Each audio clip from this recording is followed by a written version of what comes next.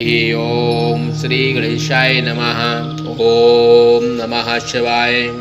सप्तमो अध्याय तारकासुर के 7 देवताओं का युद्ध। ब्रह्मा जी बोले, उन्हें विभु कार्तिकेय के इस चरित्र को देख कर विष्णु आदि देवगण को विश्वास हो गया और वे परम प्रसन्न हो गए। शिव जी के उस तेज से प्रभावित हो देवगण सिंह नाद करते हुए कुमार को आगे कर तारकासुर का वध करने हेतु चल पड़े। इधर महाबली तारकासुर ने देवताओं के उद्योग को सुनकर बड़ी सेना लेकर युद्ध करने के निमित्त प्रस्थान किया। जब देवताओं ने तारकासुर की महाबलवान अपार सेना देखी तो उन्होंने बारंबार सिंहनाद से दैत्यों को आश्चर्यचकित कर दिया। उसी समय ऊपर से बड़ी शीघ्रता के साथ शिव जी की प्रेरणा से आकाशवाणी ने समस्त विष्णु आदि देवताओं से कहा। आकाशवाणी बोली, हे देवगणों, तुम लोग इस कुमार को आगे कर युद्ध का उद्योग करो। तुम लोग अवश्य ही इन दैत्य को जीत कर संग्राम में विजय प्राप्त करोगे। ब्रह्मा जी बोले, आकाशवाणी को सुनते ही देवगणों में अत्यंत उत्साह भर गया और वे वीरता से गर्जना करते हुए निर्भर हो गए। इस प्रकार जब सर्वथा उनका भय दूर हो गया तो वे कुमार को आगे कर युद्ध की इच्छा से महानदी जहाँ समुद्र में मिलती है उसे महासागर संगम पर गए। इधर तारका भी जहाँ देवता थे वहाँ पर अपनी बहुत बड़ी सेना लेकर पहुँच गए। प्रलय कालीन बादल के समान रणदुंदुभी भी बजने लगी। तारकासुर की सेना के आते ही कर्कश बाजे तथा अन्य बाजे बजने लगे। उस समय तारकासुर के साथ रहने वाले समस्त असुर पैंतरा करते हुए पृथ्वी को कपाने लगे और सिंह गर्जना करने लगे। इन शब्दों को सुनकर देवगण अत्यंत निर्भय हो एक साथ ही तारकासुर से युद्ध करने के लिए रणभूमि में आ डटे। शिव इंद्रदेव कुमार को हाथी पर चढ़ाकर देवताओं की सेना के साथ लोकपालों से युक्त हो आगे आगे चलने लगे। उस समय अनेक प्रकार की दुंदुभी बाजे रणभेरी वीणा और मृदंग बजने लगे तथा गंधर्व गण गान करने लगे। तब कुमार ने हाथी इंद्र को दे दिया और स्यों अनेक आश्चर्यपूर्ण नाना रतन जटत दूसरे यान पर सवार हो गए। जब सर्वगुण संपन्न महायशस्वी कुमार कार्तिकेय विमान के ऊपर चढ़ गए और महाकांतिमान चामरों से बीजमान हुए तो वे अत्यंत शोभित होने लगे।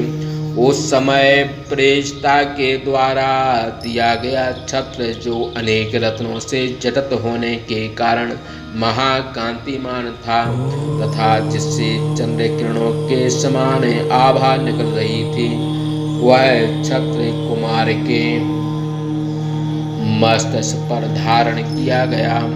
तब महाबलवान इंद्रादि देवता मिलकर अपनी अपनी सेना के साथ युद्ध करने की कामना करने लगे।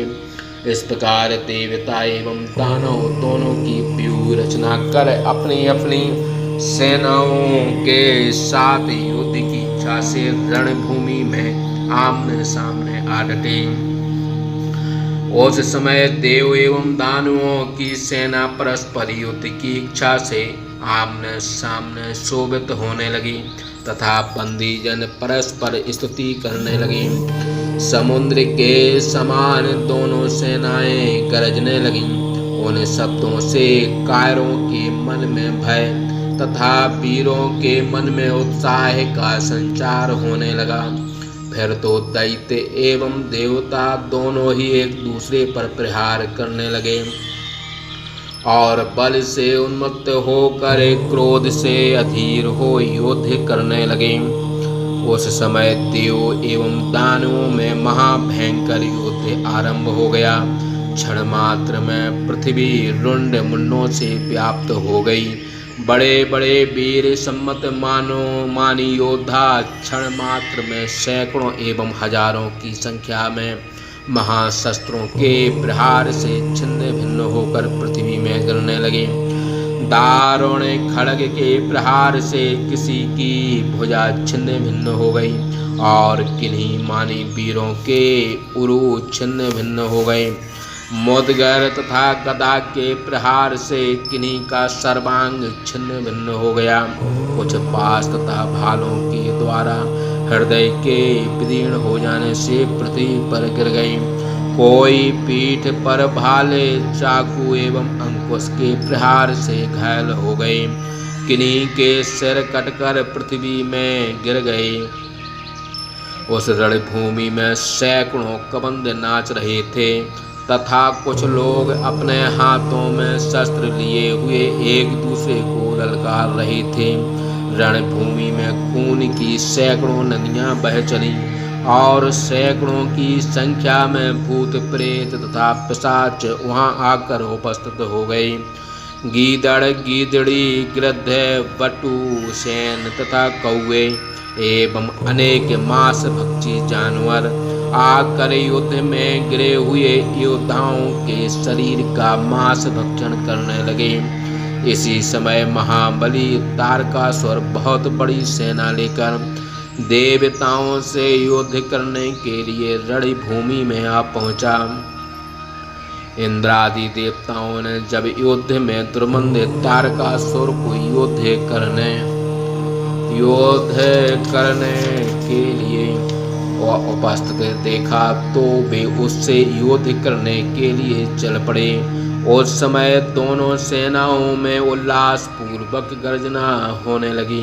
उस समय देवों तथा दैत्यों का आपस में विनाशकारी द्वंद्व युद्ध होने लगा, जिसे देखकर वीर हर्षित होते थे तथा कायर भयभीत हो जाते थे। दिति पुत्र तारक इंद्र से युद्ध करने लगा। संघात अग्नि से और जम्भ यमराज से द्वंद्व युद्ध में भिड़ गए। महाप्रभु का नैऋत्य के साथ वरुण का बल के साथ सुवीर का वायु के साथ और पवमान का कुबेर के साथ द्वंद्व युद्ध आरंभ हो गया। ईशान के साथ रणकुशल शंभु का शुंभ से शेष का और कुंभ दानव के साथ चंद्रमा का युद्ध होने लगा। उस युद्ध में महाबली एवं पराक्रमी कुंजर मेहर के साथ अनेक युद्ध करने लगे। इस प्रकार देवता तथा राक्षस अपनी अपनी सेनाओं के साथ युद्ध में विजय की आशा से परस्पर द्वंद्व युद्ध करने लगे। वे दैत्य तथा देवता उस देवासुर संग्राम में परस्पर एक दूसरे को ललकारते हुए युद्ध करने लगे, किंतु दोनों ही एक दूसरे के लिए दुर्जय हो गए।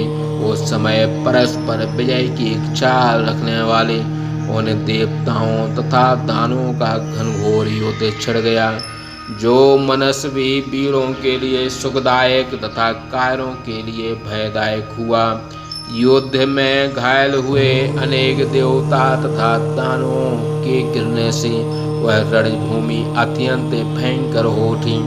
कायरों के लिए तो वह अगम्य एवं भयंकर हो गई, पर मनस्वी वीर जनों को प्रसन्न करने वाली हुई। इस प्रकार से द्वितीय भाषा टीका सबसे महापुराण के अंतर्गत द्वितीय रुद्र संहिता के चतुर्थ कुमार खंड में युद्ध प्रारंभ नामक सप्तम अध्याय समाप्त। बोलिए शंकर भगवान की।